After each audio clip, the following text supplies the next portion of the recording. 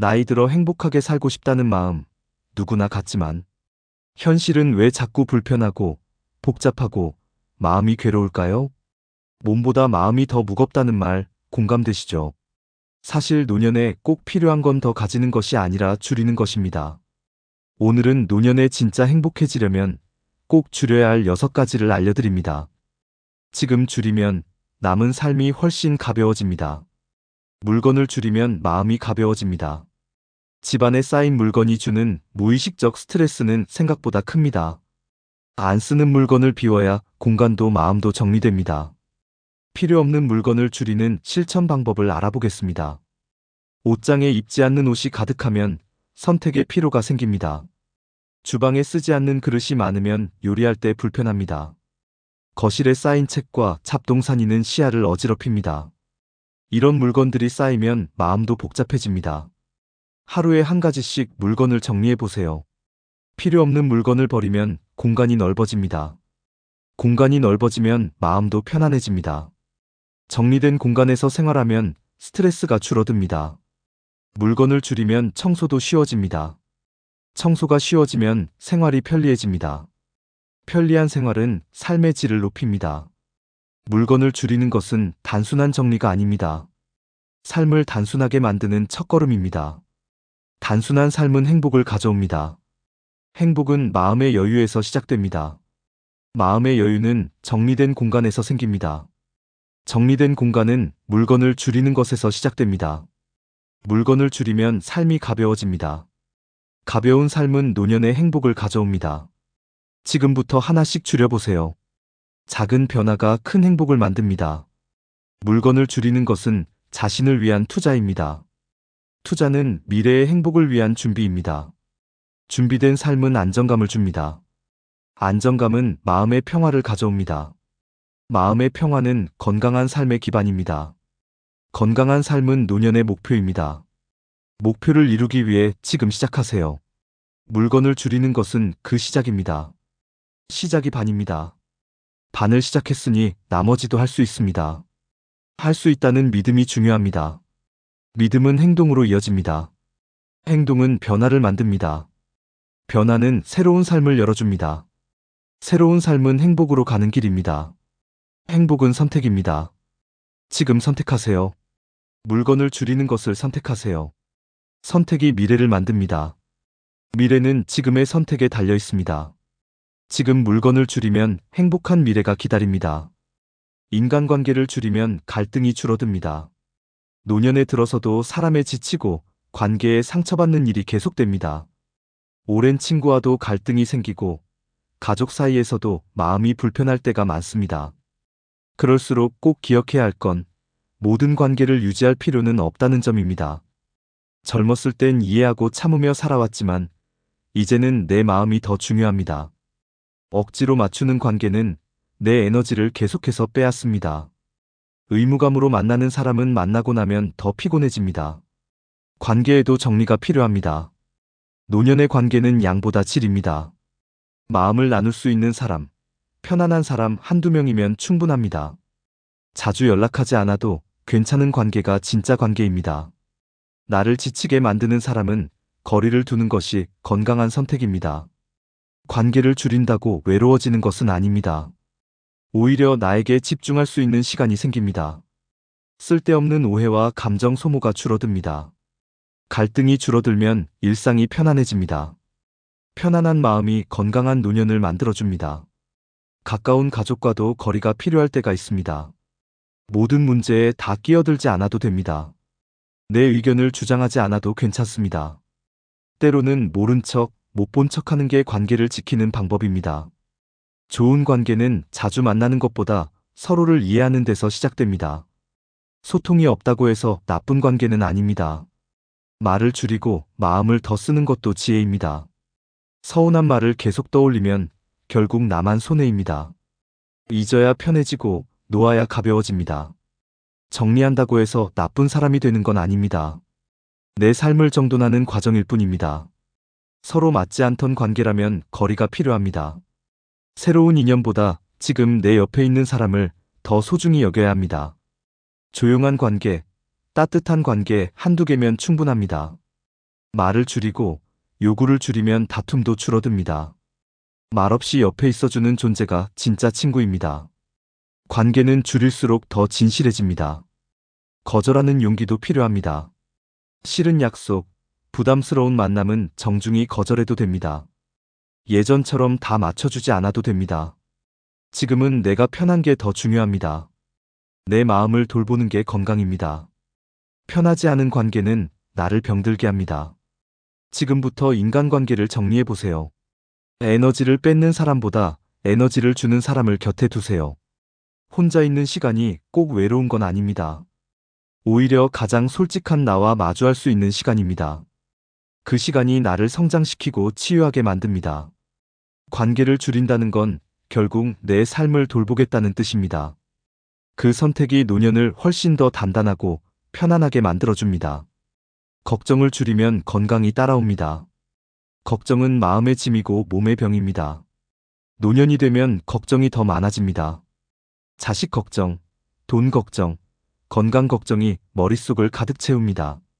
하지만 걱정한다고 달라지는 건 없습니다. 오히려 마음만 지치고 몸도 아파집니다.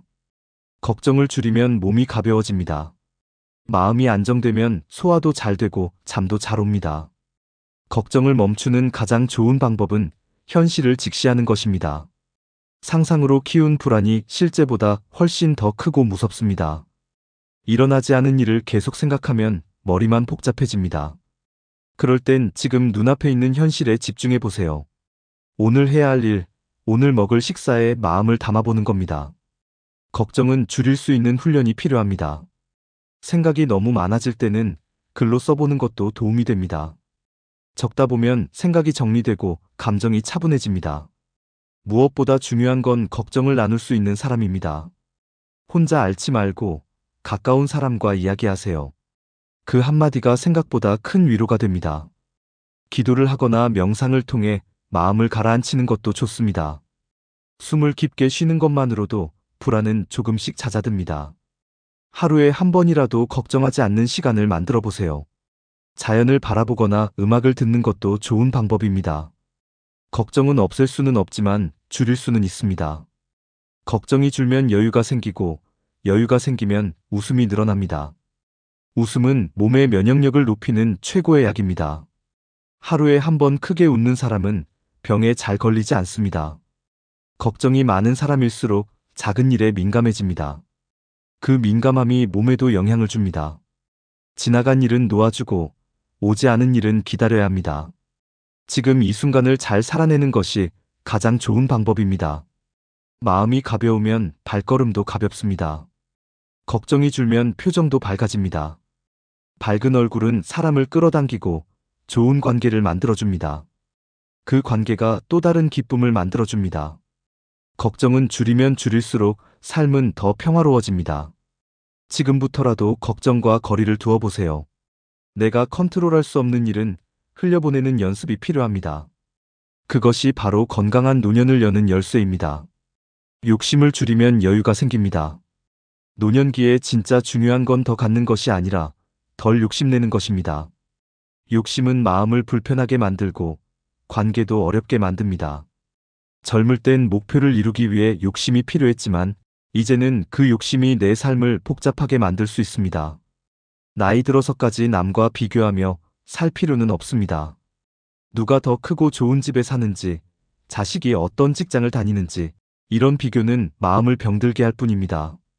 욕심을 줄이면 삶이 단순해지고 마음이 편해집니다. 있는 그대로의 나를 받아들이는 것이 진짜 자유입니다. 무리해서 명절에 선물하고 체면 때문에 모임에 나가고 그 모든 게 결국은 욕심의 또 다른 모습입니다. 내가 원하는 게 아니라 남들이 기대하는 것에 맞춰가는 삶은 피곤합니다.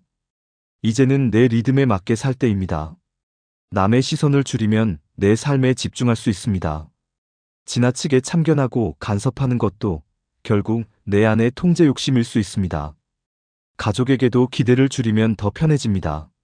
내 방식대로 하지 않는다고 답답해하지 않아도 됩니다. 모든 걸 내가 해결하려는 마음도 내려놔야 합니다. 자식도 배우자도 각자의 방식대로 살 수 있도록 믿어주는 게 필요합니다. 기대를 내려놓으면 실망도 줄어듭니다. 감사함이 커지고 마음의 여유가 생깁니다. 돈에 대한 욕심도 점검이 필요합니다. 돈은 있어야 하지만 너무 쥐고만 있으면 오히려 불행해집니다. 쓸 땐 쓰고 나눌 땐 나누는 여유가 진짜 부자입니다. 무리한 재테크나 욕심 많은 투자도 건강을 해칠 수 있습니다. 지금 필요한 건 수익이 아니라 안정입니다. 안정은 욕심을 덜어낼 때 찾아옵니다. 작은 일에 민감하게 반응하는 것도 내려놔야 할 욕심입니다. 사소한 말에 집착하지 말고 크게 웃어넘기는 유연함을 가지세요. 세상을 바꾸려고 하지 말고 내가 바뀌는 게 빠릅니다. 고집도 아집도 결국은 마음속 작은 욕심입니다. 내가 옳다고 우기는 마음은 관계를 멀어지게 만듭니다. 생각을 비우면 말도 부드러워지고 얼굴도 밝아집니다. 마음이 넓어진 사람은 작은 일에 휘둘리지 않습니다. 내가 욕심을 줄일수록 주변도 평화로워집니다. 여유는 노력해서 만드는 것이 아니라 욕심을 덜어내는 데서 나옵니다. 욕심을 내려놓는다고 무기력해지는 건 아닙니다. 오히려 더 선명하게, 더 풍성하게 삶을 느낄 수 있습니다. 삶이 덜 복잡하고 덜 아플 수 있다는 걸 경험하게 됩니다. 지금 무엇을 너무 원하고 있진 않은지 돌아보세요. 그것이 나를 힘들게 하고 있는 건 아닌지 점검해 보세요.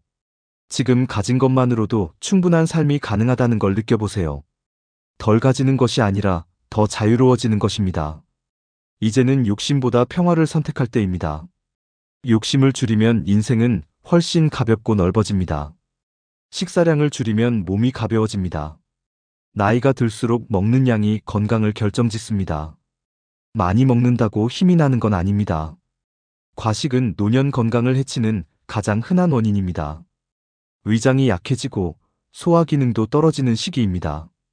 예전처럼 먹다 보면 속이 더부룩하고 피로해집니다. 배가 부르면 움직이기 싫어지고 결국 활동량도 줄게 됩니다.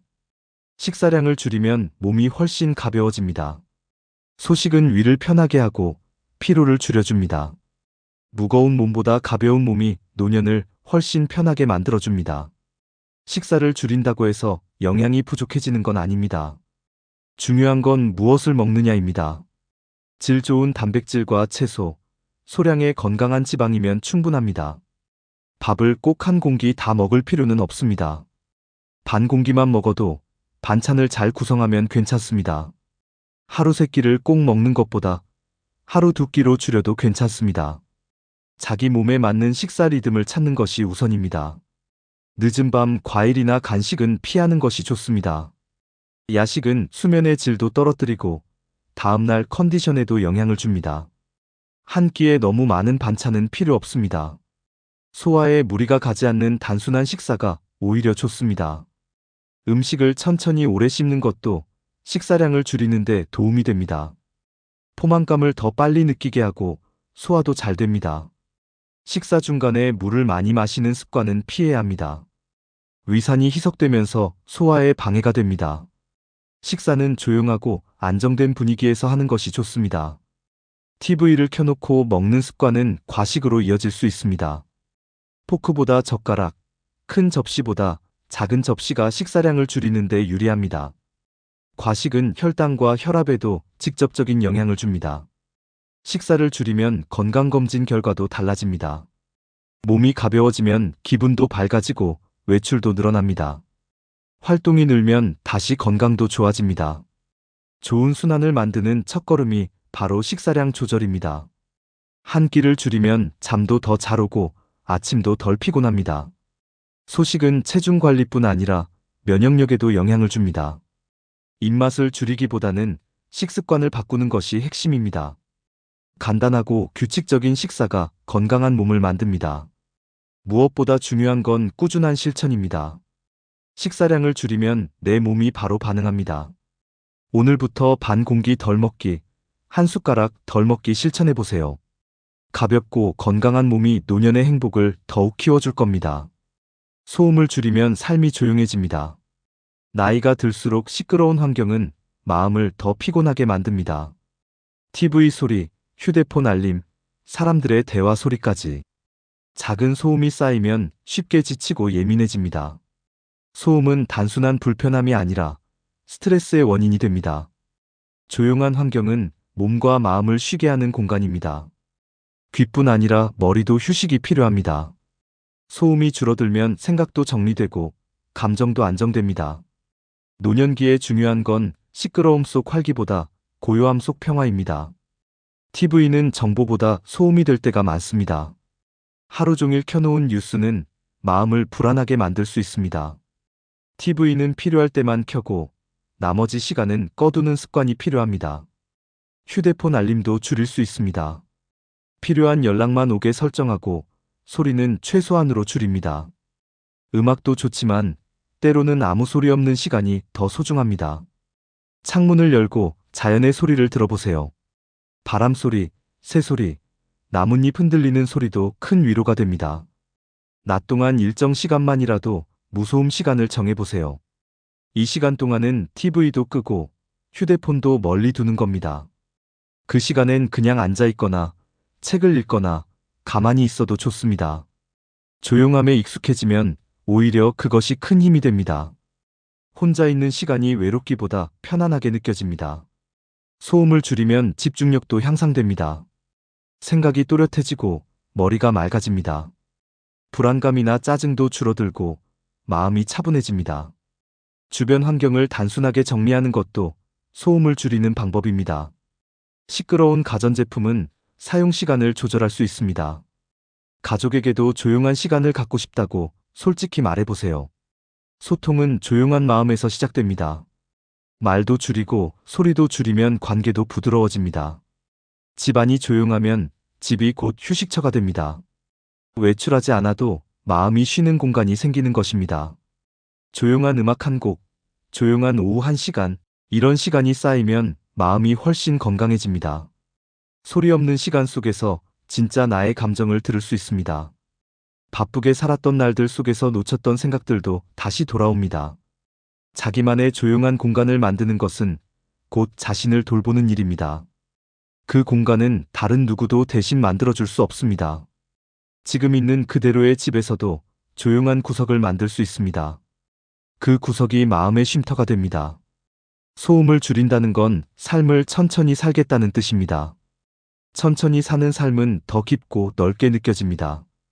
지금부터 하루에 단 10분만이라도 조용한 시간을 가져보세요. 그 시간이 나를 다시 회복시키는 힘이 될 것입니다. 노년에 행복하게 살고 싶다면 더 가지려고 하지 말고 줄이는 법부터 배워야 합니다. 물건을 줄이면 마음이 가볍고, 인간관계를 줄이면 갈등이 줄어들고, 걱정을 줄이면 건강이 따르고, 욕심을 줄이면 여유가 생기고, 식사량을 줄이면 몸이 가벼워지고, 소음을 줄이면 삶이 조용해집니다.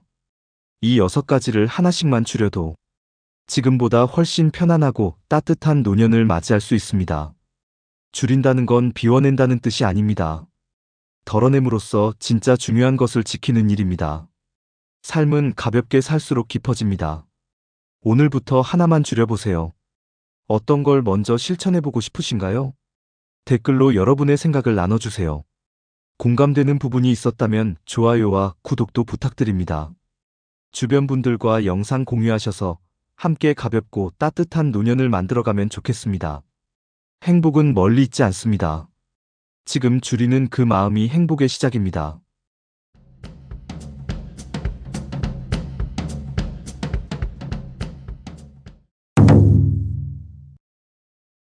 같은 70대인데 어떤 분은 아침마다 공원을 뛰고 어떤 분은 방 안에서도 걷기 힘들어합니다. 이 차이는 어디서 오는 걸까요? 운동량? 체질? 유전? 물론 그런 요소들도 있겠지만 더 중요한 건 일상의 작은 습관들입니다. 오늘 영상에서는 70대 이후에도 활발히 움직이는 분들의 건강 습관과 근육 비결을 알려드립니다. 지금부터 작은 실천 하나로 삶이 달라질 수 있습니다. 근육을 지킨 사람은 다리가 다릅니다. 하체 근육은 나이가 들수록 자연스럽게 줄어듭니다. 특히 70대 이후에는 근육 감소 속도가 빨라집니다. 근육이 줄어들면 걷는 것도 힘들어집니다. 반면 근육을 유지한 분들은 여전히 활발하게 움직입니다. 근육은 단순히 힘만이 아니라 균형과 안정성에도 영향을 줍니다. 하체 근육이 약해지면 넘어지기 쉬워집니다. 낙상은 노년기에 큰 부상을 초래할 수 있습니다. 따라서 근육을 유지하는 것이 매우 중요합니다. 근육을 유지하려면 꾸준한 운동이 필요합니다. 특히 하체 근육을 강화하는 운동이 효과적입니다. 스쿼트나 계단 오르기 같은 운동이 도움이 됩니다. 이러한 운동은 근육을 자극하고 유지하는 데 효과적입니다. 또한 일상생활에서도 활동량을 늘리는 것이 좋습니다. 예를 들어 엘리베이터 대신 계단을 이용하는 습관을 들일 수 있습니다. 집안일을 할 때도 적극적으로 움직이는 것이 도움이 됩니다. 근육을 유지하면 일상생활이 훨씬 수월해집니다. 무거운 물건을 들거나 장시간 걷는 것도 어렵지 않습니다. 반면 근육이 약해지면 작은 일에도 피로를 느낍니다. 따라서 근육을 유지하는 것이 삶의 질을 높이는 데 중요합니다. 근육을 유지하려면 꾸준한 노력이 필요합니다. 하루에 30분 정도의 운동을 목표로 할 수 있습니다. 운동은 무리하지 않고 자신의 체력에 맞게 조절해야 합니다. 처음에는 가벼운 운동부터 시작하는 것이 좋습니다. 예를 들어 가벼운 스트레칭이나 걷기부터 시작할 수 있습니다. 점차 운동 강도를 높여가는 것이 효과적입니다. 운동을 할 때는 올바른 자세를 유지하는 것이 중요합니다. 잘못된 자세는 부상을 초래할 수 있습니다. 운동 전후에는 스트레칭을 통해 근육을 이완시켜야 합니다. 이는 부상을 예방하고 운동 효과를 높이는 데 도움이 됩니다.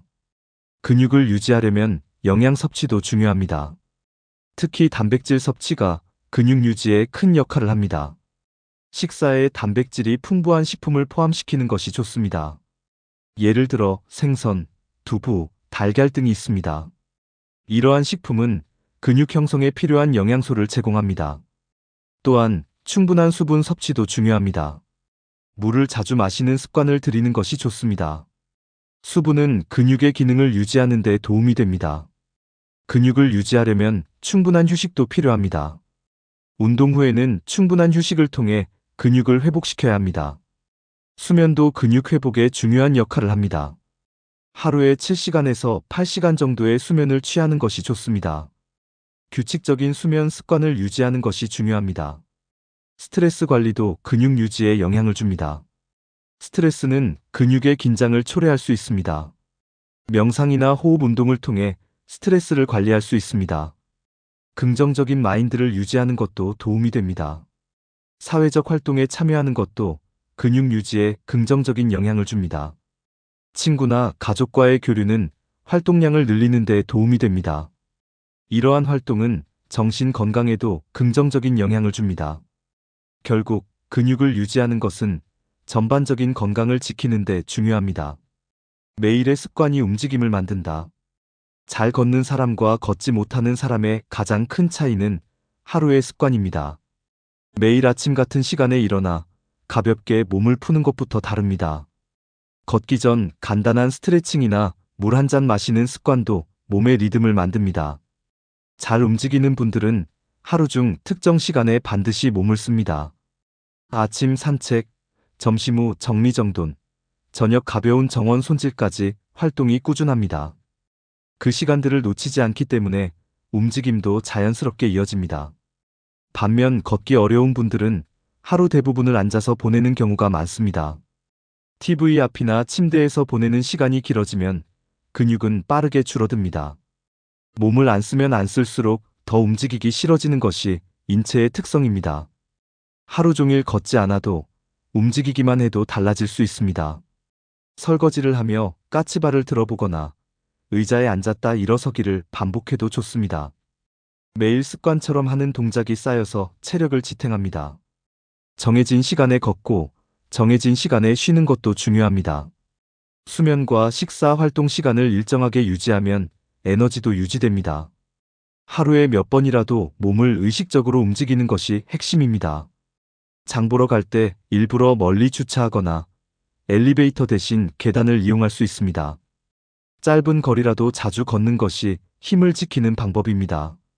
몸이 무거운 날은 스트레칭이라도 빠뜨리지 않는 것이 좋습니다. 이런 습관은 시간이 지날수록 확실한 차이를 만듭니다. 잘 걷는 사람은 의자에 앉을 때도 무릎 각도를 유지하며 앉습니다. 다리를 꼬지 않고 허리를 펴고 앉는 습관이 자세에 영향을 줍니다. 앉은 자세가 흐트러지면 오래 앉아 있어도 금방 피로해집니다.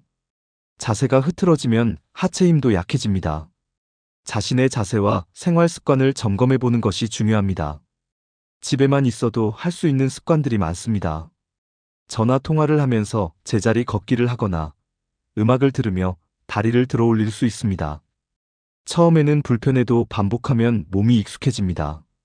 움직임을 습관처럼 들여놓으면 하루가 훨씬 짧고 활기차게 느껴집니다. 움직이는 시간과 쉬는 시간의 균형도 중요합니다. 너무 많이 앉아 있으면 그만큼 일어나기도 힘들어집니다. 앉을 때마다 몇 초간 엉덩이와 허벅지에 힘을 줘보는 것도 좋은 자극이 됩니다. 움직이는 것을 의무가 아니라 일상으로 받아들이는 시선이 필요합니다. 잘 걷는 사람들은 운동이라기보다는 생활의 일부로 움직입니다. 힘든 운동보다 반복 가능한 습관이 훨씬 오래갑니다. 처음에는 하루에 한 가지씩만 실천해보는 것이 좋습니다. 예를 들어 밥 먹고 바로 눕지 않고 10분 정도 걷기만 해도 큰 차이를 만듭니다. 이렇게 단순한 습관이 한 달, 세 달, 1년 후를 바꿉니다. 하루 일과를 짜는데 운동 시간을 아예 넣어보는 것도 방법입니다. 알람을 맞추거나 달력에 체크하며 동기부여를 할 수 있습니다. 계획을 세우면 지키려고 하는 힘이 생깁니다. 그 힘이 모여서 움직임을 만들고 그 움직임이 건강을 지킵니다. 결국 잘 걷는 사람은 특별한 체질이 아니라 꾸준한 습관을 가진 사람입니다. 식사에 따라 몸이 달라진다. 70대 이후에 가장 크게 작용하는 차이 중 하나는 식사입니다. 무엇을 먹고 얼마나 먹느냐가 몸의 상태를 결정합니다. 특히 단백질 섭취 여부가 움직임과 직접 연결됩니다. 단백질은 근육의 재료입니다. 근육이 줄어들면 걷기도, 앉았다 일어나기도 어려워집니다. 잘 걷는 사람은 단백질을 꼼꼼히 챙깁니다. 아침에 달걀, 점심에 두부, 저녁에 생선이나 닭고기를 넣는 식사 습관이 있습니다. 식사를 거르지 않는 것도 중요합니다. 공복 시간이 길어지면 기력이 떨어지고 움직임도 줄어듭니다. 규칙적인 식사와 간단한 영양 보충이 큰 차이를 만듭니다. 특히 아침을 든든하게 먹는 분들이 하루를 더 활기차게 시작합니다. 소화가 부담된다면 죽이나 미음의 단백질 반찬을 곁들이면 좋습니다. 과식보다는 자주 소량씩 챙겨 먹는 것이 좋습니다. 음식의 온도와 질감도 위에 부담이 적게 되도록 신경 써야 합니다. 차가운 음식보다 따뜻하고 부드러운 음식이 소화를 돕습니다. 수분 섭취도 매우 중요합니다. 물을 충분히 마시지 않으면 근육이 뭉치고 움직임도 둔해집니다. 식사와 함께 김치, 나물, 채소를 곁들이면 식이섬유도 챙길 수 있습니다. 노년기에 중요한 비타민과 미네랄도 자연스럽게 보충됩니다. 영양제를 먹기 전에 식단을 먼저 점검해 보는 것이 좋습니다. 편식하는 습관은 점점 움직임을 떨어뜨릴 수 있습니다. 특히 고기 반찬을 피하는 경우가 많은데 적당량은 반드시 필요합니다. 씹기 어렵다면 잘게 썰거나 익혀서 조리하면 충분히 먹을 수 있습니다. 요즘은 단백질 보충 식품도 다양하게 나와 있어 활용할 수 있습니다. 우유, 두유, 요거트도 좋은 선택이 될 수 있습니다. 하루에 몇 번 단백질을 섭취했는지 체크하는 습관도 도움이 됩니다. 식사만 잘 챙겨도 몸의 움직임은 달라집니다. 식사 후 가벼운 활동을 함께하면 소화도 돕고 근육 자극도 생깁니다. 잘 걷는 사람은 식사도 운동처럼 생각합니다. 그만큼 식단은 움직임을 만드는 연료가 됩니다. 지금 식습관을 바꾸는 것이 곧 건강한 움직임을 만드는 첫걸음입니다. 뛰는 사람은 스트레칭을 다르게 한다. 잘 뛰는 사람은 스트레칭을 다르게 합니다. 단순히 몸을 푸는 수준이 아니라 하루의 일부처럼 실천합니다. 특히 아침에 일어나자마자 간단한 스트레칭으로 하루를 시작하는 분들이 많습니다. 허리를 돌리고 무릎을 굽혔다 펴는 간단한 동작이지만 효과는 다릅니다. 스트레칭은 근육을 부드럽게 하고 관절의 움직임을 자연스럽게 만들어줍니다. 뻣뻣한 몸은 움직일 때 부담이 크고 부상의 위험도 높습니다. 그래서 잘 뛰는 사람은 관절을 부드럽게 유지하려고 노력합니다. 가장 기본적인 스트레칭은 목, 어깨, 허리, 무릎, 발목 순으로 돌려주는 것입니다. 특히 고관절, 엉덩이 주변을 풀어주는 동작은 걷기와 뛰기에 직접적인 영향을 줍니다. 앉은 채로 무릎을 가슴 쪽으로 끌어당기거나 다리를 교차해서 눌러주는 동작도 좋습니다. 하루에 5분에서 10분만 투자해도 큰 차이를 만듭니다. 스트레칭은 동작보다 지속이 중요합니다. 한 번에 오래 하지 않아도 하루 몇 번 나눠서 해도 효과가 있습니다. 잘 걷는 사람은 식사 전후로도 스트레칭을 합니다. TV를 보면서 전화 통화 중에도 몸을 풀 수 있습니다. 스트레칭은 혈액순환을 도와 몸이 가벼워지게 만듭니다. 무릎이 뻐근하거나 발목이 찌뿌둥할 때 스트레칭 한 번으로도 편해질 수 있습니다. 유연성이 높으면 걸음걸이도 더 부드럽고 안정적으로 바뀝니다. 걷다가 비틀거리거나 걸음이 휘청거리는 이유 중 하나가 유연성 부족입니다. 근육이 짧아져 있으면 걸을 때 관절이 자유롭게 움직이지 못합니다. 스트레칭은 근육을 길게 유지시키고 관절의 각도를 넓혀줍니다. 특히 골반 주변 근육은 하체 움직임에 매우 큰 영향을 줍니다. 이 부위를 자주 풀어주는 분일수록 낙상 위험도 낮아집니다. 넘어질 것 같은 상황에서도 자세를 바로잡는 힘이 생깁니다. 그만큼 유연성은 몸의 균형감과도 밀접한 관련이 있습니다. 또한 스트레칭은 심리적인 안정감도 줍니다. 긴장을 풀고 숨을 고르는 데 도움이 됩니다. 스트레칭을 하면서 깊게 호흡하면 스트레스도 자연스럽게 풀립니다. 몸이 편안해지면 마음도 차분해지고 불안감도 줄어듭니다. 스트레칭을 마치면 몸이 따뜻해지며 혈액순환이 좋아집니다. 이후 걷거나 움직일 때 더 가볍고 부드러운 느낌을 받을 수 있습니다. 스트레칭은 자신이 어디가 굳었는지를 알려주는 신호가 되기도 합니다. 움직일 때 불편한 부위를 알게 되면 그 부분을 집중적으로 풀 수 있습니다. 이런 자기 점검이 건강 유지에 큰 도움이 됩니다. 스트레칭은 젊었을 때보다 나이 들수록 더 필요합니다. 근육과 관절이 뻣뻣해지기 쉬운 시기일수록 매일 풀어줘야 합니다. 간단한 스트레칭 영상이나 책을 참고해도 좋습니다. 무엇보다 중요한 건 오늘부터 꾸준히 해보는 것입니다. 스트레칭은 오늘 실천하면 바로 몸이 반응합니다. 내일의 움직임을 바꾸고 1년 후에 균형감을 지켜줄 수 있습니다. 병원보다 중요한 건 낙상 예방이다. 70대 이후 가장 큰 위험은 병보다 낙상입니다. 넘어지는 한 번의 사고가 삶 전체를 바꾸기도 합니다. 골절이나 입원, 수술, 이후 회복까지 이어지며 체력은 급속히 줄어듭니다. 잘 걷는 사람과 걷지 못하는 사람의 차이는 낙상을 얼마나 예방했느냐에서 갈립니다. 넘어지지 않도록 만드는 힘이 바로 하체 근력과 균형감입니다. 하체 근육이 튼튼하면 작은 미끄러짐에도 버틸 수 있습니다. 균형을 잡을 수 있는 반사 능력이 작동하기 때문입니다. 반면 근육이 약한 사람은 작은 충격에도 쉽게 쓰러집니다. 넘어지지 않는 몸을 만드는 것이 병원에 안 가는 지름길입니다. 특히 무릎과 엉덩이 주변 근육은 넘어짐을 방지하는 핵심입니다. 일상에서 자주 일어섰다 앉았다를 반복하는 습관이 하체 근육을 키워줍니다. 낙상을 예방하려면 평형감각 훈련도 필요합니다. 한 발로 서서 중심을 잡는 연습을 하루에 한두 번씩 해보는 것이 좋습니다. 손을 벽에 살짝 짚고 눈을 감고 서보는 훈련도 도움이 됩니다.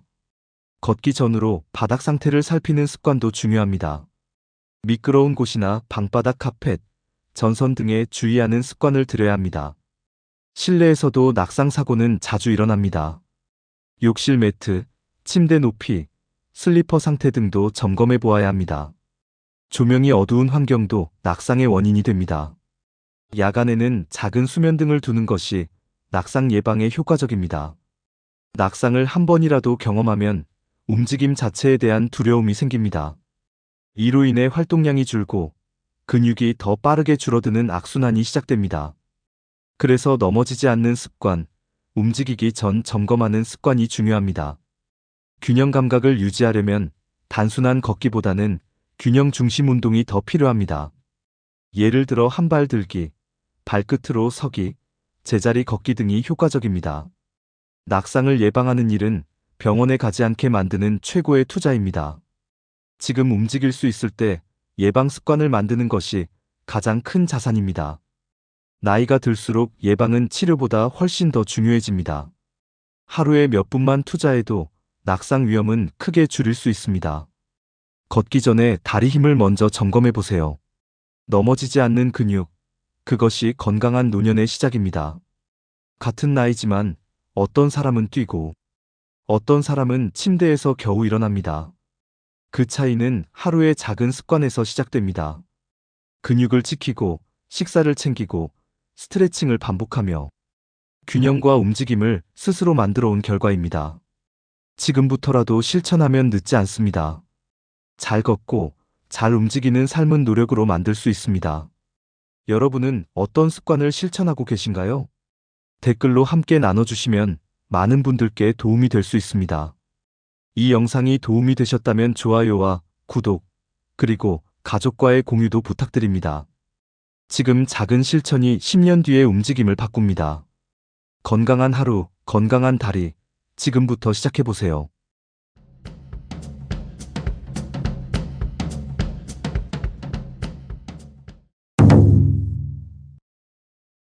갑자기 몸이 안 좋아졌다는 말을 가장 많이 듣는 나이가 있습니다. 바로 75세 전후입니다. 그전까지는 큰 병 없이 잘 지냈던 분들도 이 나이를 넘기며 급격히 약해지는 걸 느낍니다. 팔, 다리가 자주 저리고 숨이 차고 기억력도 예전 같지 않다는 말이 나옵니다. 주변을 둘러보면 이런 변화는 드문 일이 아닙니다. 분명히 어제까지는 괜찮았던 것 같은데 오늘은 어딘가 다르다는 느낌이 들기 시작합니다. 자꾸 체력이 떨어지고 활동 반경이 좁아지고 사람을 만나는 횟수도 자연스럽게 줄어듭니다. 많은 분들이 이렇게 말합니다. 내가 뭘 잘못했는지도 모르겠어. 그냥 나이 들어서 그런가 보다 하고 넘겼는데 갑자기 확 왔어. 하지만 사실 이 변화는 갑자기 온 것이 아닙니다. 75세를 기준으로 그전까지 쌓인 작은 변화들이 한꺼번에 드러나는 것일 뿐입니다. 눈에 보이지 않던 변화가 신체 기능과 생활 전반을 조금씩 흔들고 있었던 겁니다. 작은 징후들을 무심코 지나쳤던 것이 75세를 넘기며 건강을 크게 흔드는 이유가 되는 것입니다. 건강은 한순간에 무너지는 게 아닙니다. 오늘 영상에서는 75세 이후 건강이 급격히 나빠지는 진짜 이유 6가지를 하나씩 구체적으로 알려드리겠습니다. 특히 평소 생활 속에서 놓치기 쉬운 부분을 쉽고 명확하게 설명해 드릴 테니 꼭 끝까지 보시고 스스로 점검해 보시기 바랍니다. 이 6가지를 제대로 알면 앞으로의 건강을 훨씬 안정적으로 유지할 수 있습니다. 그리고 지금부터라도 무너지는 속도를 늦추고 되돌릴 수 있는 방법도 분명히 있습니다. 그럼 지금부터 본격적으로 알아보겠습니다. 근육량이 급격히 줄어듭니다. 나이가 들수록 근육이 줄어드는 건 당연한 일입니다. 하지만 75세 이후에는 그 속도가 훨씬 빨라집니다. 운동을 하지 않으면 1년에 한두 %씩 근육량이 줄어드는 것이 아니라 몇 개월 안에 눈에 띄게 줄어들 수 있습니다. 근육은 단지 힘을 내는 기관이 아닙니다. 우리 몸의 면역과 대사, 체온 유지까지 모든 기초 체력의 기반이 되는 것이 바로 근육입니다. 근육이 줄면 쉽게 지치고 회복이 늦어집니다. 작은 활동도 큰 피로로 이어집니다. 특히 하체 근육이 빠르게 줄어듭니다. 허벅지와 엉덩이 근육은 걷기와 균형 유지에 매우 중요한 역할을 합니다. 하체 근육이 약해지면 걷는 속도가 느려지고 조금만 걸어도 다리가 풀립니다. 근육이 줄면 당연히 낙상 위험도 올라갑니다. 무릎이 흔들리고 중심을 잡기 어려워 넘어지는 일이 잦아집니다. 한번 넘어지면 골절이나 입원이 이어집니다. 그리고 그때부터 활동량이 급격히 줄어드는 악순환이 시작됩니다. 근육이 줄면 혈당 조절도 어려워집니다. 당을 흡수하는 기능이 떨어지면서 기존에 없던 당뇨가 생기거나 있던 당뇨가 더 악화되기도 합니다. 혈압, 체지방 수치도 같이 흔들리기 시작합니다. 노화로 인한 근육 감소는 자연스러운 현상이지만 운동을 통해 충분히 늦출 수 있습니다. 매일 가볍게라도 걷는 것이 가장 기본입니다. 근력 운동이 어렵다면 제자리 걷기부터 시작해보세요. 가능한 한 다리를 많이 쓰는 것이 중요합니다. 식사도 함께 조절해야 합니다. 단백질이 부족하면 근육이 만들어지지 않습니다. 하루에 2끼라도 꼭 단백질 반찬을 챙겨야 합니다. 계란, 두부, 생선, 닭가슴살 같은 식재료가 좋습니다. 이건 보양식이 아니라 필수 영양소입니다.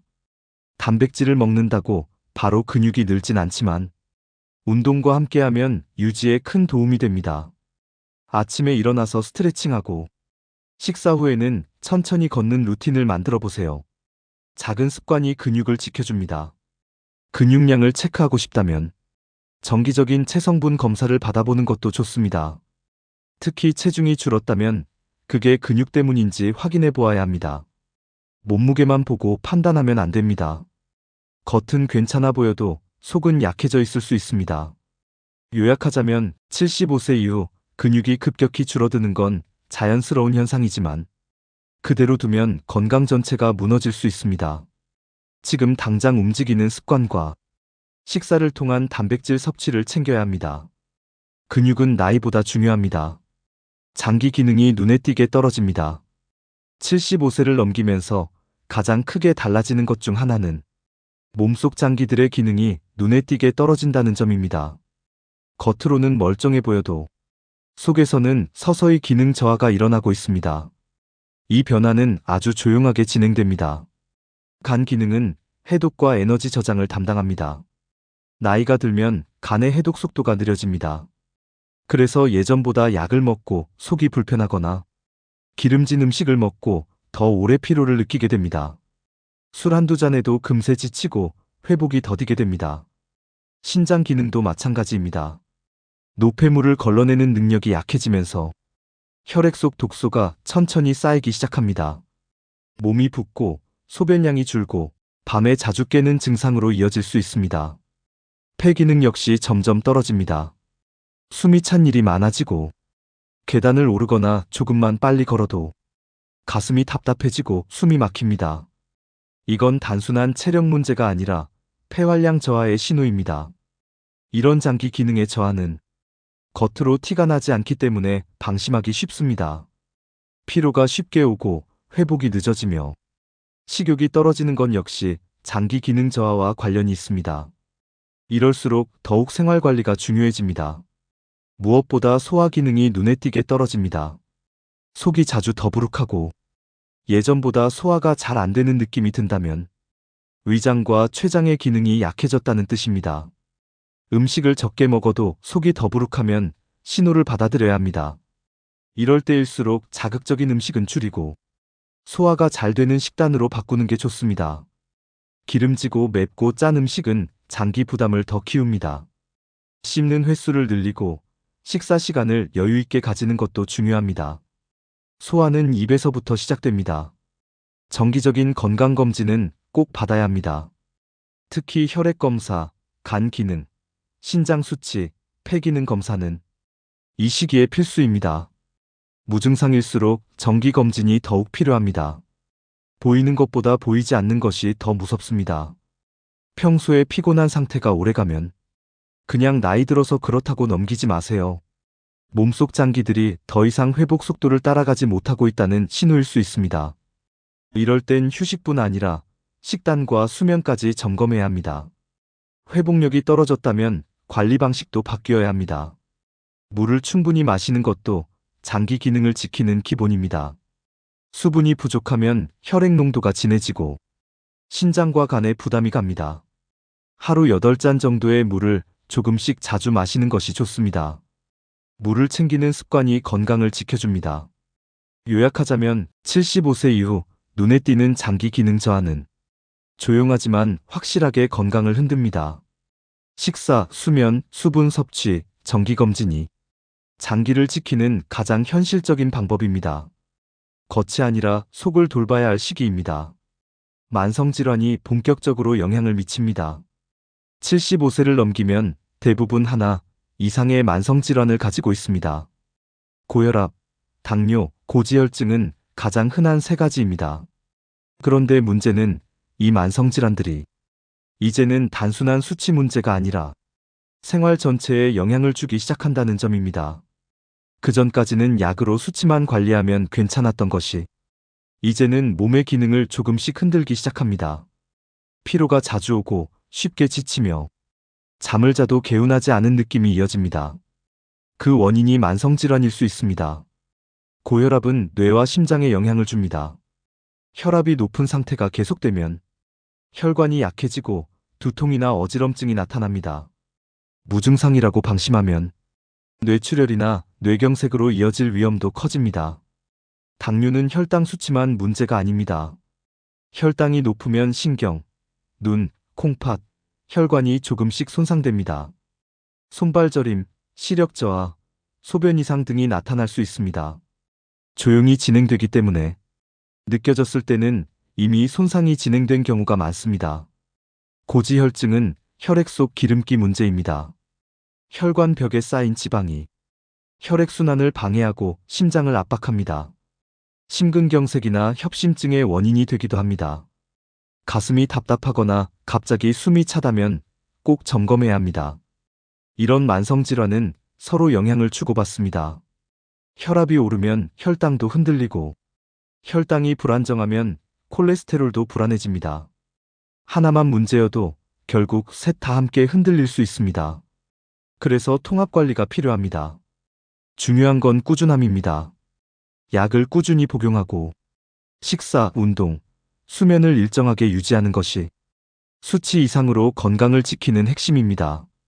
조금 괜찮아졌다고 약을 끊는 건 가장 위험한 행동입니다. 음식을 조절하는 것도 필수입니다. 짜고 기름진 음식, 단 음료나 간식을 줄이고 채소, 생선, 통곡물 위주의 식단을 만들어야 합니다. 양을 줄이기보다 균형을 맞추는 것이 중요합니다. 좋은 식습관이 약보다 더 큰 약이 될 수 있습니다. 걷기 운동은 만성질환 관리에 아주 효과적입니다. 무리하지 않는 선에서 하루 30분 정도 걷기나 가벼운 스트레칭을 하는 것만으로도 혈압과 혈당 조절에 도움이 됩니다. 운동은 약과 함께 가야 진짜 효과가 납니다. 스트레스도 큰 영향을 줍니다. 스트레스를 받으면 혈압과 혈당이 급격히 오릅니다. 몸은 긴장 상태가 되며 호르몬 균형이 무너집니다. 마음을 편하게 유지하려는 노력도 관리의 일부입니다. 심신이 함께 안정되어야 만성질환도 잦아듭니다. 요약하자면 75세 이후에는 만성질환이 몸 전체에 영향을 미치기 시작합니다. 수치 관리에서 생활 관리로 넘어가야 합니다. 꾸준한 약 복용, 식습관 조절, 운동, 스트레스 관리까지 전반적인 루틴을 정리해야 건강을 지킬 수 있습니다. 균형 감각이 떨어지며 낙상 위험이 커집니다. 75세 이후 가장 큰 건강 위협 중 하나가 낙상입니다. 이전에는 잘 걷고 움직이던 분들도 조금만 방심하면 넘어지게 되는 경우가 많아집니다. 이유는 바로 균형 감각과 반응 속도의 저하 때문입니다. 몸이 기울었을 때 재빨리 중심을 잡는 능력이 떨어지기 시작하는 겁니다. 젊었을 때는 발이 살짝 걸려도 금세 중심을 잡지만 나이가 들면 같은 상황에서도 쉽게 넘어집니다. 이건 단순히 힘이 약해서가 아니라 몸이 균형을 잡는 능력이 서서히 떨어졌기 때문입니다. 그런데 이 변화는 평소엔 잘 느껴지지 않습니다. 어느 날 갑자기 넘어지면서 비로소 몸이 예전 같지 않다는 걸 알게 됩니다. 골절은 그 자체보다 회복 과정이 훨씬 더 힘들고 오래갑니다. 엉덩이, 골반, 허벅지 쪽 뼈가 부러지면 입원 기간도 길고 이후 걷는데도 큰 제약이 생깁니다. 특히 낙상 후 두려움이 생기면 스스로 움직이려는 의욕도 줄어듭니다. 이로 인해 활동량이 줄고 근육과 장기 기능이 더 빠르게 저하됩니다. 건강이 연쇄적으로 무너지는 출발점이 되는 셈입니다. 넘어지는 원인은 다양합니다. 근육 약화, 시력 저하, 청력 저하, 집안의 미끄러운 바닥, 낮은 턱, 어두운 조명 등 작은 것들이 모여 큰 사고로 이어집니다. 그래서 미리 대비하는 게 중요합니다. 가장 먼저 할 일은 집 안 구조를 점검하는 겁니다. 욕실, 부엌, 복도 같은 자주 지나가는 곳에 미끄럼 방지 매트를 깔고 턱이나 문지방을 제거하는 게 좋습니다. 밤에는 센서 등이나 야간 등을 켜두면 시야가 확보돼 넘어질 위험이 줄어듭니다. 이동할 때 보조기구를 사용하는 것도 도움이 됩니다. 지팡이나 보행기를 부담스러워하지 말고 필요할 때는 꼭 활용하세요. 균형을 잡는 데 큰 도움이 되며 넘어질 가능성을 줄여줍니다. 걷기 운동도 균형 감각을 유지하는 데 매우 중요합니다. 일주일에 5번 이상 하루 30분 정도 걷는 것만으로도 하체 근육과 균형 잡는 능력이 유지됩니다. 가능하다면 계단 오르기나 실내 스트레칭도 병행하세요. 몸을 정기적으로 움직이는 것이 핵심입니다. 평형 감각을 자극하는 운동도 추천합니다. 두 발을 붙이고 눈을 감고 서 있는 연습, 한 발로 5초 서 있기 같은 간단한 훈련도 몸의 반사신경을 되살리는 데 도움이 됩니다. 이런 훈련은 하루 몇 분이면 충분합니다. 요약하자면 75세 이후에는 균형 감각이 크게 떨어지며 그 결과 낙상 위험이 매우 커집니다. 이로 인한 골절과 회복 지연은 건강 전체를 급격히 나쁘게 만들 수 있습니다. 예방이 최선입니다. 준비된 환경과 꾸준한 훈련이 필요합니다. 뇌 기능 저하가 눈에 띄게 나타납니다. 75세를 넘기면 많은 분들이 기억력이 약해졌다고 느낍니다. 이름이 잘 기억나지 않거나 물건을 어디에 뒀는지 자주 잊는 일이 늘어납니다. 이런 증상은 단순한 건망증이 아니라 뇌 기능의 자연스러운 저하일 수 있습니다. 기억력뿐 아니라 집중력, 계산 능력, 언어 사용 능력 등 다양한 인지 기능이 서서히 떨어지기 시작합니다. 복잡한 대화를 따라가기 힘들고 새로운 정보를 이해하는 속도도 느려집니다. 이건 뇌의 활동이 줄어들고 있다는 신호입니다. 뇌는 쓰지 않으면 점점 퇴화합니다. 자극이 없고 반복되는 일상에만 노출되면 뇌는 새로운 연결을 만들지 않게 됩니다. 결국 정보 처리 능력이 떨어지고 생각하는 힘도 약해집니다. 무엇보다 문제는 초기 증상이 너무 미묘하다는 겁니다. 그래서 대부분 그냥 나이 탓으로 넘겨버립니다. 하지만 시간이 지나면 일상생활에 불편을 느낄 정도로 증상이 나타나게 됩니다. 이때는 이미 뇌 기능 저하가 꽤 진행된 상태일 수 있습니다. 치매의 초기 단계도 이런 식으로 시작됩니다. 이름이 자꾸 생각나지 않거나 방금 들은 이야기를 금방 잊고 반복해서 묻게 되는 경우 주의 깊게 살펴봐야 합니다. 단순한 실수가 반복된다면 검사를 받아보는 게 좋습니다. 뇌는 자극을 통해 되살릴 수 있습니다. 신문을 소리내어 읽거나 간단한 일기를 매일 쓰는 습관만으로도 뇌의 언어 능력을 유지할 수 있습니다. 소리내어 말하는 것도 뇌 활동을 돕습니다. 퍼즐이나 숫자, 게임 같은 두뇌 활동도 효과적입니다. 간단한 계산이나 단어 맞추기 게임은 뇌의 다양한 부위를 자극하며 활력을 유지시켜줍니다. 너무 어려운 활동보다 재미있고 반복 가능한 게 좋습니다. 일상 속 대화도 큰 도움이 됩니다. 사람들과 대화를 나누면 기억력과 표현력을 동시에 쓰게 됩니다. 말이 줄어들수록 뇌도 덜 움직이게 됩니다. 말하는 것 자체가 뇌 운동입니다. 적절한 수면도 뇌 건강에 필수입니다. 잠을 통해 뇌는 하루 동안 쌓인 정보를 정리하고 노폐물을 배출합니다. 수면이 부족하면 뇌의 회복력이 떨어집니다. 규칙적인 수면은 기억력 유지에도 도움이 됩니다. 요약하자면 75세 이후 뇌 기능 저하는 흔하지만 절대 가만히 두어서는 안 됩니다. 작은 자극과 반복이 뇌를 되살리는 방법입니다. 읽고 쓰고 말하고 듣는 것, 이 모든 것이 뇌를 건강하게 만드는 길입니다. 사회적 고립이 신체 건강까지 무너뜨립니다. 75세 이후에는 관계가 자연스럽게 줄어듭니다. 직장을 떠나고 친구와의 연락도 뜸해지고 혼자 있는 시간이 점점 늘어납니다. 문제는 이 고립이 마음뿐 아니라 몸까지 약하게 만든다는 점입니다. 사회적 고립은 건강에 직접적인 영향을 미칩니다. 사람과의 연결이 끊기면 가장 먼저 정신 건강이 흔들립니다. 우울감, 외로움, 무기력함이 늘고 아무것도 하기 싫다는 생각이 자주 듭니다. 이 상태가 지속되면 일상 자체가 무너집니다. 의욕이 사라지면 식사도 대충 하게 됩니다. 끼니를 거르거나 간단한 음식만 먹게 되고 몸은 점점 약해집니다. 활동량도 줄어들고 체력은 급격히 떨어집니다. 이런 변화는 몇 달만 해도 나타날 수 있습니다.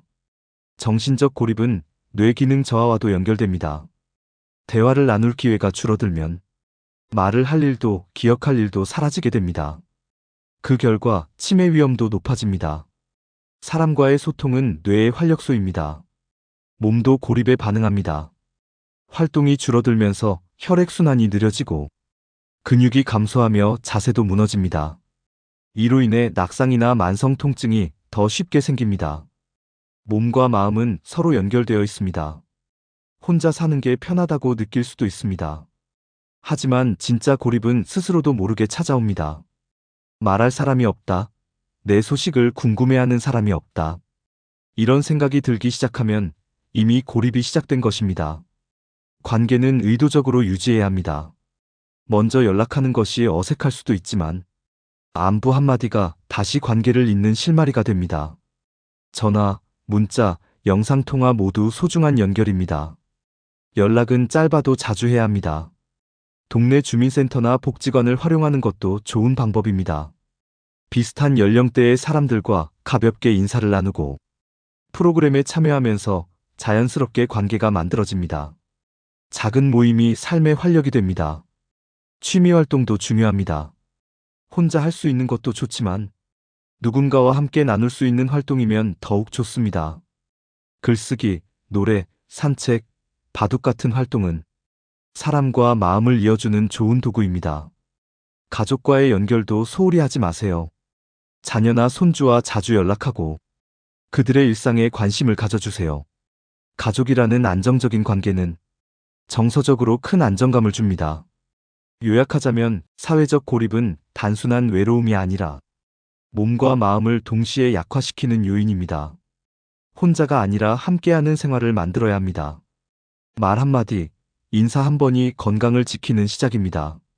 지금까지 75세 이후 건강이 급격히 악화되는 6가지 이유를 살펴봤습니다. 근육량 감소, 장기 기능 저하, 만성 질환의 영향, 낙상 위험 증가, 뇌 기능 저하, 그리고 사회적 고립까지. 이 모든 변화는 어느 날 갑자기 찾아오는 게 아닙니다. 오랜 시간 동안 천천히 쌓인 작은 무관심이 75세를 기점으로 한꺼번에 드러나는 겁니다. 그래서 지금이 가장 중요한 시기입니다.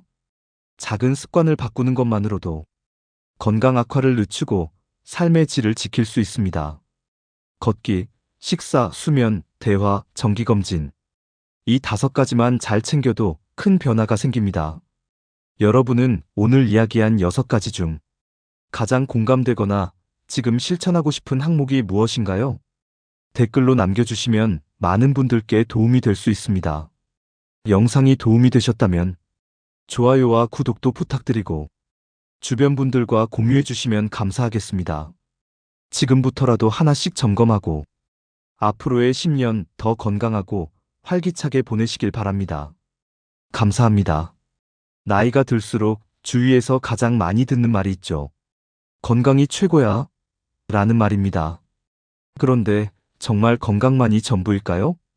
70대가 넘어가면 사람들은 더 많은 것들을 부러워하게 됩니다. 예를 들어 친구와 웃으며 대화하는 사람, 취미 생활을 즐기는 사람, 여전히 활기차게 활동하는 사람들 말이죠. 나도 저 나이까지 저렇게 살고 싶다 하는 생각이 들 때가 있지 않으신가요?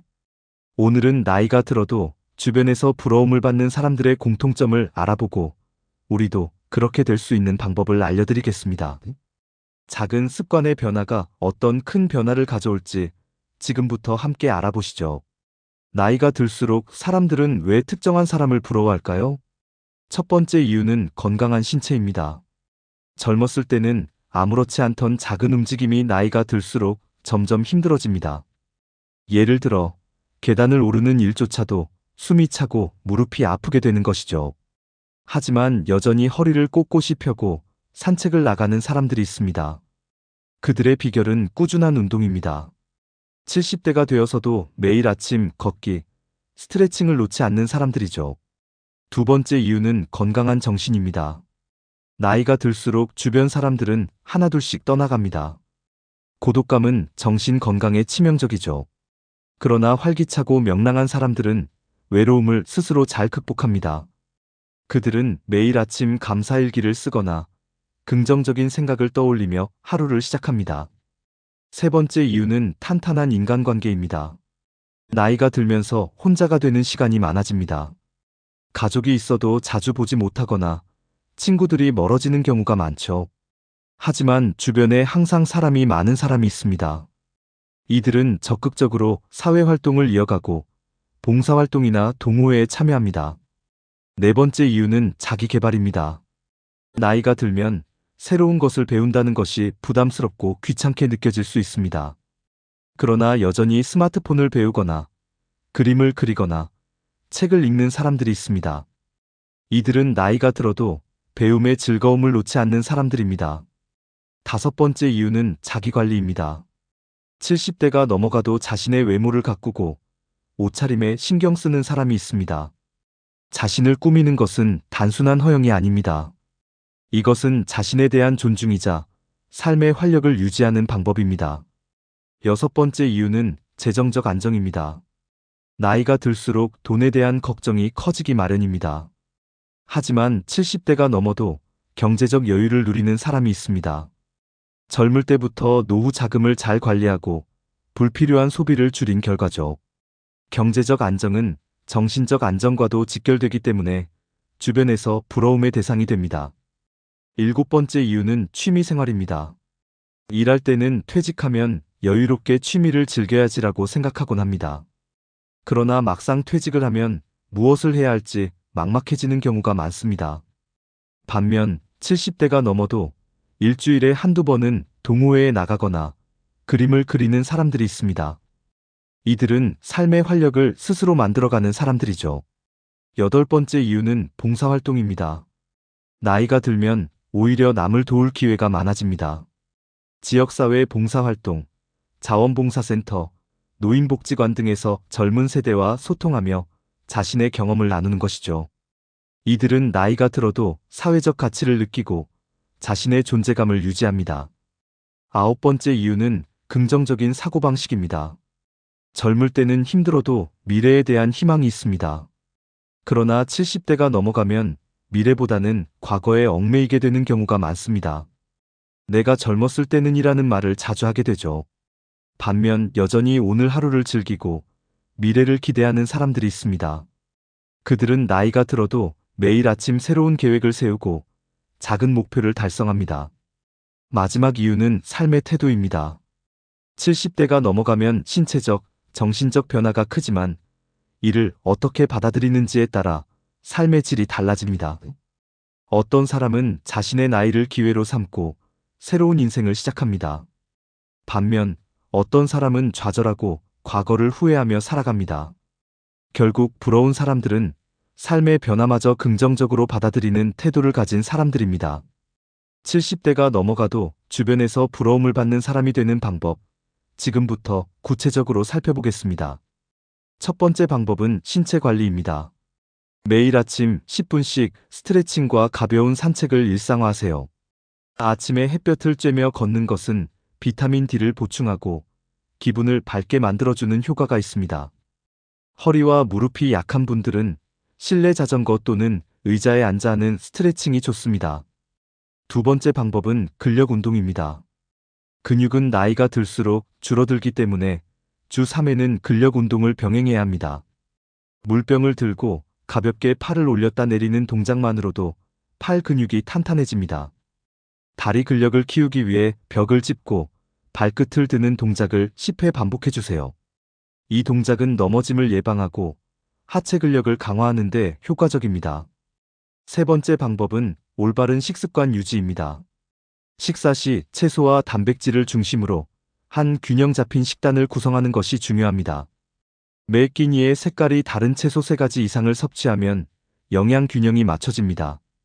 특히 등 푸른 생선과 견과류는 오메가-3가 풍부해 뇌 건강을 지키는 데 효과적입니다. 또한 소금과 설탕의 섭취를 줄이고 가공식품은 피하는 것이 좋습니다. 네 번째 방법은 긍정적인 생각을 유지하는 습관입니다. 아침에 일어나자마자 거울을 보고 미소 짓기를 해보세요. 심리학 연구에 따르면 억지로 웃기만 해도 뇌는 행복 호르몬을 분비한다고 합니다. 또 하루를 시작하며 오늘 감사한 일 3가지를 떠올려 보는 것도 좋습니다. 작은 것이라도 좋습니다. 오늘 날씨가 좋아서 기분이 좋다 같은 사소한 일이라도 기록해 보세요. 5번째 방법은 사회적 활동에 참여하기입니다. 퇴직 후에는 사회적 관계망이 좁아지기 쉽습니다. 하지만 지역복지관이나 주민센터에서 제공하는 프로그램에 참여해 보세요. 독서 모임, 그림 그리기 교실, 스마트폰 사용법 강해 등 다양한 활동이 준비되어 있습니다. 새로운 사람들과의 만남은 뇌를 자극해 치매 예방에도 효과적입니다. 6번째 방법은 자원봉사 활동 참여입니다. 남을 돕는 일은 자신의 존재 가치를 확인하는 시간이 됩니다. 예를 들어 초등학생들에게 책을 읽어주는 봉사활동은 즐거움과 성취감을 동시에 얻을 수 있는 기회입니다. 또 다른 예로 지역 경로당에서 요리나 간단한 운동을 가르치는 활동도 추천드립니다. 이런 활동을 통해 새로운 사람들과 교류하며 외로움을 줄일 수 있습니다. 7번째 방법은 취미 생활을 만드는 것입니다. 취미는 자신만의 시간을 즐기고 삶의 활력을 유지하는 중요한 요소입니다. 글쓰기를 좋아한다면 하루에 10분씩 일기를 쓰거나 추억을 기록하는 회고록을 써보는 것도 좋습니다. 손재주가 있다면 뜨개질, 자수, 목공 같은 손작업을 추천합니다. 이런 활동은 소근육을 자극해 뇌를 활성화시키는 효과가 있습니다. 8번째 방법은 학습을 통한 자기계발입니다. 스마트폰이 낯설다면 자녀나 손주에게 스마트폰 사용법을 배워보세요. 배움을 두려워하지 않는 태도는 자존감을 높여주고 주변에서도 부러운 시선을 받게 만듭니다. 또한 새로운 언어를 배우거나 온라인 강좌를 듣는 것도 추천합니다. 나이가 들어도 새로운 것을 배울 수 있다는 자신감을 얻게 됩니다. 9번째 방법은 정기적인 건강검진입니다. 70대 이후에는 1년에 한 번 이상 건강검진을 받는 것이 필수적입니다. 특히 심장, 혈압, 당뇨, 뇌 건강 체크는 필수 항목입니다. 작은 증상도 방치하지 말고 조기 발견해 치료하는 것이 건강을 유지하는 비결입니다. 10번째 방법은 수면 습관 개선하기입니다. 나이가 들수록 잠이 얕아지고 자주 깨는 일이 많아집니다. 저녁 7시 이후에는 카페인 섭취를 줄이고 가벼운 스트레칭으로 몸을 이완시켜주세요. 또한 잠들기 전 따뜻한 물로 족욕을 하면 숙면을 유도하는 데 도움이 됩니다. 11번째 방법은 긍정적인 마인드셋 유지하기입니다. 나이가 들어도 하루를 시작할 때 긍정적인 목표를 세우고 작은 성취감을 쌓아가는 습관을 들이면 삶이 더욱 활기차집니다. 다음은 사례입니다. 첫 번째 사례는 75세 김영수 씨입니다. 김영수 씨는 은퇴 후 집에서 TV만 보며 시간을 보냈습니다. 그러다 보니 허리와 무릎이 약해지고 점점 외출이 귀찮아졌습니다. 친구들 모임에도 나가기 싫어졌고 우울한 날이 많아졌죠. 그러던 중 우연히 근처 복지관에서 노인 체조 교실이 열린다는 소식을 듣고 참여하게 되었습니다. 처음엔 몸이 뻣뻣해 따라가기 힘들었지만 일주일에 3번씩 빠지지 않고 참여했습니다. 3개월이 지난 지금 그는 허리 통증이 줄어들고 걸음걸이도 훨씬 가벼워졌습니다. 체조 교실에서 만난 사람들과 커피 한 잔 나누며 대화하는 시간도 큰 즐거움이 되었습니다. 김영수 씨는 예전엔 그냥 텔레비전만 보던 시간이 지금은 웃고 떠들며 보내는 시간이 되었다며 활짝 웃었습니다. 두 번째 사례는 72세 이정순 씨입니다. 이정순 씨는 남편을 먼저 떠나보내고 혼자가 되었습니다. 친구들도 하나둘씩 멀어지면서 외로움이 점점 커졌습니다. 딸이 엄마 일기를 써보는 건 어때? 라고 권유했습니다. 처음엔 막막했지만 매일 아침 일어나서 감사한 일 3가지를 적는 것으로 시작했습니다. 오늘 아침에 햇살이 참 예뻤다. 이웃이 준 떡이 맛있었다. 이렇게 사소한 것들을 적어가며 점점 마음이 편안해졌습니다. 어느 날 그녀는 자신의 일기를 모아 작은 수필집을 만들어 보기로 결심했습니다. 그 과정에서 글쓰기 모임에 나가면서 새로운 친구들도 사귀게 되었습니다. 이정순 씨는 처음엔 혼자가 너무 외로웠는데 이제는 내 글을 읽어주는 사람들이 생겼다며 행복해했습니다. 세 번째 사례는 78세 박순자 씨입니다. 박순자 씨는 평생 요리를 좋아했지만 나이가 들면서 힘이 빠져 요리를 멀리하게 되었습니다. 어느 날 그녀는 동네 노인복지관에서 요리 봉사자를 모집한다는 소식을 들었습니다. 나도 이 정도는 할 수 있겠지? 하는 마음으로 지원했습니다. 그녀는 아이들에게 김밥을 만들어주는 봉사활동에 참여하게 되었고 그 시간이 인생의 큰 즐거움이 되었습니다. 고맙습니다, 할머니. 라고 말하는 아이들의 밝은 웃음에 삶의 보람을 느끼게 되었습니다. 그 후로 그녀는 주 1회씩 봉사활동을 나가며 요리 실력을 나누고 있습니다. 박순자 씨는 이젠 나도 필요한 사람이 되었다는 느낌이 든다며 미소를 지었습니다. 네 번째 사례는 81세 최명자 씨입니다. 최명자 씨는 고혈압과 당뇨로 병원 신세를 자주 지게 되었습니다. 의사로부터 운동을 해야 합니다. 라는 말을 듣고 일주일에 3번 공원에서 걷기를 시작했습니다. 처음엔 10분도 걷기 힘들었지만 조금씩 시간을 늘려 30분까지 걷게 되었습니다. 그러던 어느 날 그녀는 공원에서 만난 사람들과 자연스레 인사를 나누게 되었고 산책 동호회에 가입하게 되었습니다. 어디 아프신 곳 없으세요? 요즘 날씨가 참 좋죠? 이런 작은 대화들이 그녀의 마음을 점점 밝게 만들었습니다. 최명자 씨는 이제는 혼자 걷지 않고 같이 걷는 친구들이 생겨서 더 행복하다고 말했습니다. 다섯 번째 사례는 70세 김정호 씨입니다. 김정호 씨는 퇴직 후 스마트폰 사용이 어려워 친구들과 연락이 끊기는 경우가 많았습니다. 손주와 연락하고 싶어도 카카오톡 사용이 익숙하지 않아 답답했습니다. 그러던 중 지역 주민센터에서 스마트폰 교육 강좌가 열린다는 소식을 듣고 참여하게 되었습니다. 강의 첫날 그는 글씨를 크게 설정하는 방법, 사진 찍는 방법, 카카오톡 메시지 보내는 법을 배웠습니다. 강의가 끝난 후 그는 손주에게 사진을 보내고 친구들과 단체 채팅방에서 대화를 나누게 되었습니다. 김정호 씨는 이제는 나도 손주들과 실시간으로 대화할 수 있게 되었다며 웃었습니다. 그 후로 그는 스마트폰으로 유튜브 강의를 듣거나 그림 그리기 앱을 활용해 새로운 취미도 시작했습니다. 여섯 번째 사례는 76세 남경자 씨입니다. 남경자 씨는 퇴직 후 경제적으로 어려운 시기를 보냈습니다.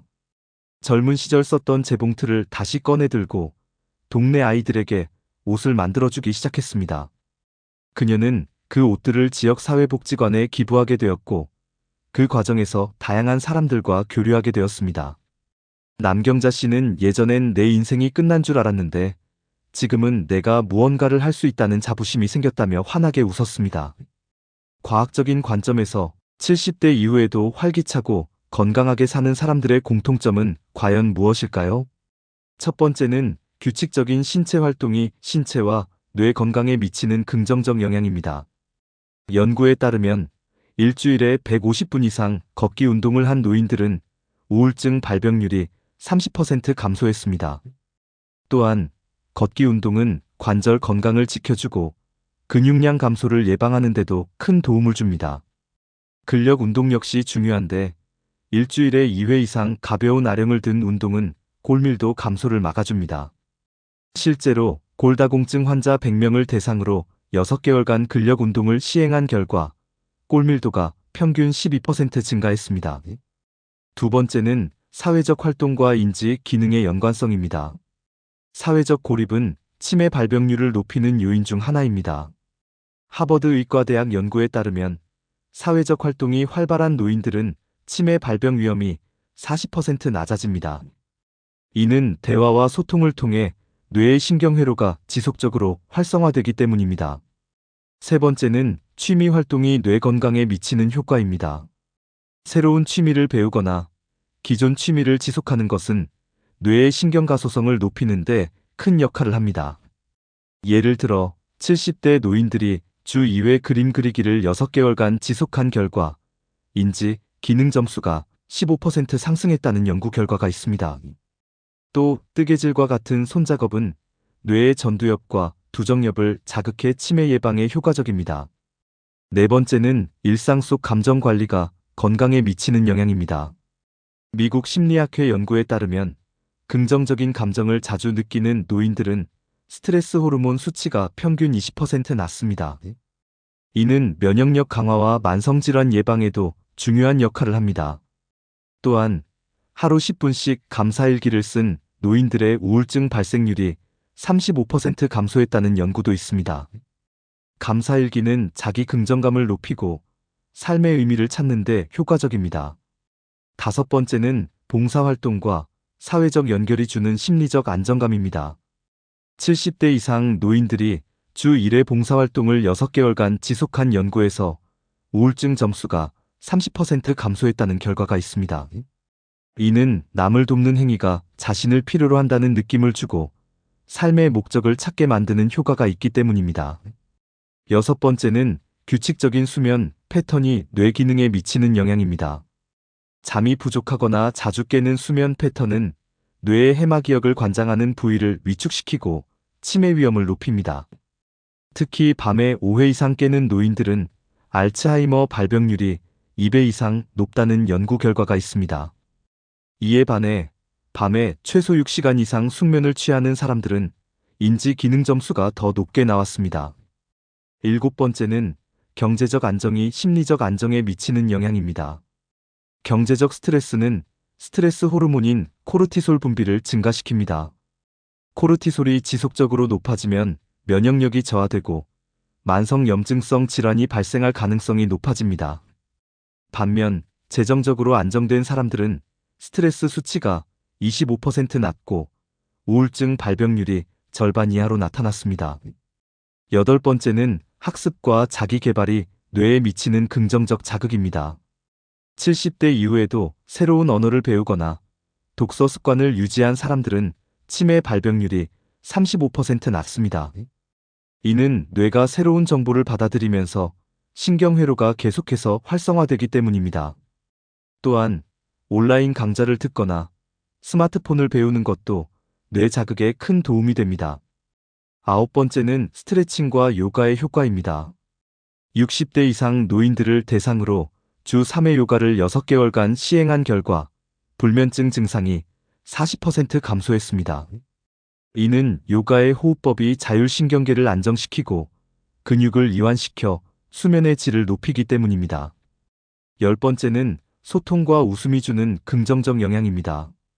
웃을 때 분비되는 엔돌핀과 세로토닌은 스트레스 호르몬을 억제하고 면역력을 강화시킵니다. 실제로 일주일에 3회 이상 유머 프로그램을 본 노인들의 면역세포 활성도가 20% 증가했다는 연구 결과가 있습니다. 11번째는 발목 펌핑 운동의 효과입니다. 다리의 고인 체액이 신장으로 이동하면서 야간뇨가 감소하고 다리 부종이 완화됩니다. 발목을 위아래로 10회씩 움직이는 간단한 운동만으로도 하체 혈액순환이 개선됩니다. 12번째는 발 마사지의 효과입니다. 발바닥의 신장, 방광 반사구를 자극하면 방광 긴장이 완화되고 야간뇨가 줄어드는 효과를 얻을 수 있습니다. 13번째는 식이요법과 뇌건강입니다.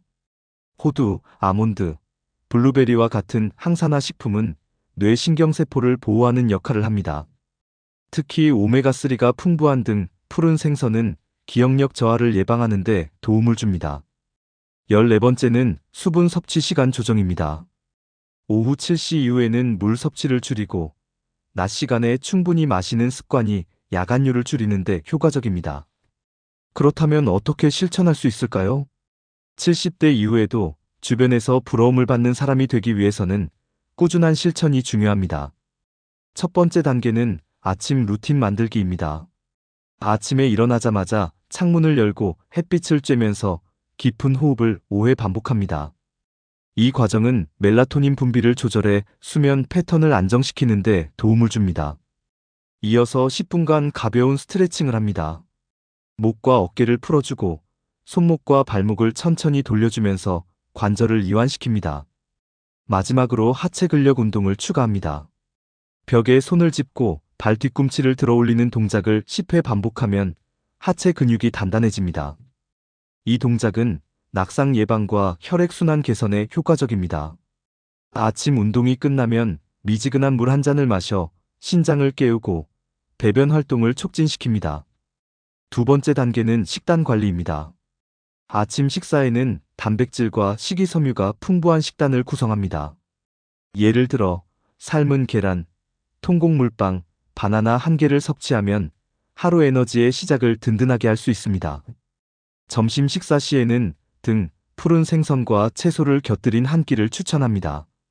연어, 고등어, 참치는 오메가3가 풍부해 뇌 건강과 관절 건강에 좋습니다. 저녁 식사는 소화가 잘 되는 음식으로 가볍게 마무리합니다. 예를 들어 두부 샐러드, 호박죽, 견과류 한 줌 같은 메뉴가 적합합니다. 저녁 7시 이후에는 수분 섭취를 200ml 이하로 제한합니다. 특히 카페인 음료나 탄산음료는 피하는 것이 좋습니다. 대신 대추차, 루이보스차 같은 카페인 없는 차를 마시면 숙면을 도울 수 있습니다. 세 번째 단계는 취미 활동 정하기입니다. 주 1회는 새로운 활동을 시도하는 날로 정합니다. 예를 들어 화요일에는 스마트폰 교실에 가서 사진 찍는 법을 배워보기도 좋습니다. 목요일에는 그림 그리기 모임에 나가서 사람들과 교류하는 시간을 가집니다. 새로운 것을 배우는 과정에서 뇌가 자극을 받아 치매 예방에도 효과적입니다. 주 2회는 자기만의 시간으로 정합니다. 이 시간에는 책을 읽거나 일기를 쓰면서 마음을 정리해 보세요. 일기를 쓸 때는 오늘 감사했던 일 3가지를 적는 것이 좋습니다. 작은 행복을 기록하는 것만으로도 우울감이 줄어들고 삶에 대한 만족도가 높아집니다. 또한 손글씨로 일기를 쓰는 과정은 뇌를 자극해 인지 기능을 강화시킵니다. 네 번째 단계는 사회적 활동 참여입니다. 주 1회는 지역복지관이나 주민센터에서 열리는 강좌에 참여합니다. 예를 들어 스마트폰 활용법, 요리 강좌, 요가 교실 같은 프로그램이 있습니다. 강좌에 참석하면 새로운 사람들을 만나고 대화하며 사회적 관계망을 형성할 수 있습니다. 주 1회는 봉사활동에 참여합니다. 예를 들어 동네 도서관에서 책을 정리하거나 초등학생에게 책 읽어주기 봉사를 해볼 수 있습니다. 이런 활동을 통해 자신의 경험과 지식을 나누고 성취감을 느낄 수 있습니다. 주 1회는 가족과 연락하는 날로 정합니다. 자녀나 손주에게 안부 전화를 걸고 문자 메시지로 근황을 전하는 것이 좋습니다. 가족 간의 유대감을 유지하는 것만으로도 외로움과 우울감을 줄일 수 있습니다. 다섯 번째 단계는 정신건강관리입니다. 하루에 10분간 조용한 음악을 들으며 눈을 감고 호흡을 합니다. 이 과정은 뇌파를 안정시키고 스트레스 호르몬을 줄여주는 효과가 있습니다. 아침에 일어나서 오늘의 목표 한 가지를 정하고 이를 이루기 위한 작은 행동 계획을 세웁니다. 예를 들어 오늘은 공원에서 30분간 걷기 같은 작은 목표입니다. 목표를 달성하고 나면 일기장에 체크하며 성취감을 기록해 보세요. 또한 잠들기 전에는 배를 시계 방향으로 원을 그리며 부드럽게 마사지합니다. 이 동작은 소화기와 방광을 이완시켜 숙면을 도와줍니다. 마지막으로 하루를 마무리하며 감사한 일 3가지를 떠올리고 미소 짓기를 실천해 보세요. 이 작은 습관들이 쌓이면 삶의 질이 높아지고 주위에서 부러움을 사는 인생이 됩니다. 효과를 극대화하기 위해서는 이렇게 하면 좋습니다. 70대 이후에도 활기차고 건강한 삶을 살기 위해서는 지속적인 관리와 작은 습관의 반복이 중요합니다. 첫 번째 팁은 아침을 건강하게 시작하는 것입니다. 아침에 일어나자마자 미지근한 레몬물 한 잔을 마시면 신장이 활성화되고 체내 노폐물이 배출됩니다. 레몬물에는 비타민C가 풍부해 면역력도 강화할 수 있습니다. 두 번째 팁은 아침 스트레칭을 눈 뜨자마자 하는 것입니다. 기지개를 켜고 팔을 머리 위로 올렸다가 천천히 내리는 동작을 5회 반복합니다. 이 동작은 혈액순환을 촉진하고 몸과 마음을 깨우는 데 효과적입니다. 세 번째 팁은 계단 대신 걷기입니다. 엘리베이터 대신 계단을 이용하면 하체 근력 강화와 심폐기능 향상에 도움이 됩니다. 특히 무릎이 약한 분들은 손잡이를 잡고 천천히 올라가면서 근력 운동으로 활용할 수 있습니다. 네 번째 팁은 수분 섭취 패턴 조정하기입니다. 아침 9시부터 오후 2시까지는 집중적으로 물을 마시는 시간으로 정합니다. 반면 저녁 7시 이후에는 물 섭취를 최소화해 야간류를 예방할 수 있습니다. 다섯 번째 팁은 소금 섭취 줄이기입니다. 염분이 많은 음식은 혈압을 올리고 체액 저류를 유발합니다. 대신 칼륨이 풍부한 음식 바나나, 아보카도, 감자를 섭취하면 체내 나트륨 배출을 촉진시킬 수 있습니다. 여섯 번째 팁은 하루 한 가지 새로운 것 배우기입니다. 스마트폰으로 유튜브에서 요리 레시피 영상 하나를 보거나 간단한 외국어 단어 5개를 외워보는 것도 좋습니다. 새로운 것을 배울 때마다 뇌는 활성화되고 인지 기능이 유지됩니다. 일곱 번째 팁은 주 1회 문화생활 즐기기입니다.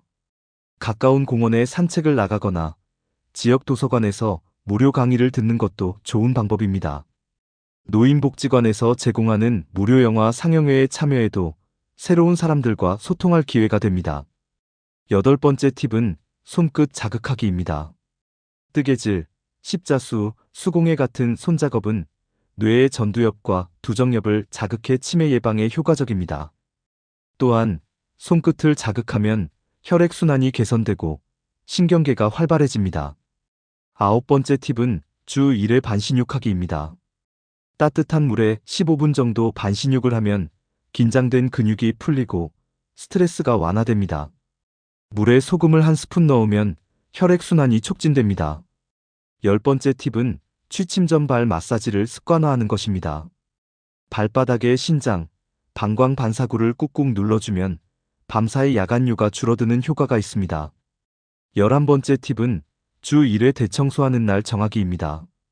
청소는 몸을 움직이면서 자연스럽게 근력 운동이 됩니다. 또한 집안이 깨끗해지면 마음도 한결 상쾌해지고 우울감이 줄어듭니다. 12번째 팁은 하루 10분 복식 호흡하기입니다. 코로 천천히 숨을 들이마시고 배를 부풀린 후 입으로 길게 내쉬는 호흡법입니다. 이 호흡법은 자율신경계를 안정시켜 수면의 질을 높이고 스트레스를 완화시킵니다. 13번째 팁은 하루에 한 번 크게 웃기입니다. 웃을 때 분비되는 엔돌핀과 세로토닌은 면역력을 높이고 우울감을 줄이는데 효과적입니다. 일주일에 한 번은 유머 프로그램이나 코미디 영화를 보는 것도 좋은 방법입니다. 14번째 팁은 주 2회 근력 운동하기입니다. 물병을 들고 양팔을 천천히 들어 올렸다가 내리는 동작을 10회 반복합니다. 이 동작은 팔 근력을 강화하고 어깨 통증을 예방하는 데 도움이 됩니다. 또한 의자에 앉은 상태에서 다리를 번갈아 들어 올리면 하체 근력을 강화할 수 있습니다. 15번째 팁은 식사일기 작성하기입니다. 하루 동안 먹은 음식을 기록하면 자신의 식단을 객관적으로 파악할 수 있습니다. 저녁 식사에는 칼로리를 줄이고 소화가 잘 되는 음식 두부, 호박죽, 삶은 달걀 위주로 섭취하면 숙면에 도움이 됩니다. 16번째 팁은 소통하는 시간을 정하는 것입니다. 매주 일요일 오전은 가족과 전화 통화하거나 친구와 산책하는 시간으로 정합니다. 인간관계는 정신 건강에 가장 강력한 긍정적 자극제이기 때문입니다. 마지막 팁은 하루를 마무리하며 감사일기를 쓰는 것입니다.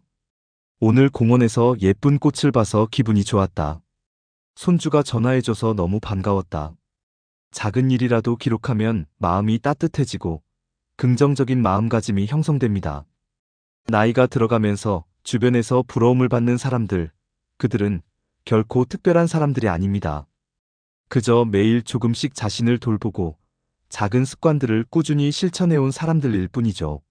아침에 일어나 햇볕을 쬐고 가벼운 스트레칭을 하고 감사일기를 쓰는 것.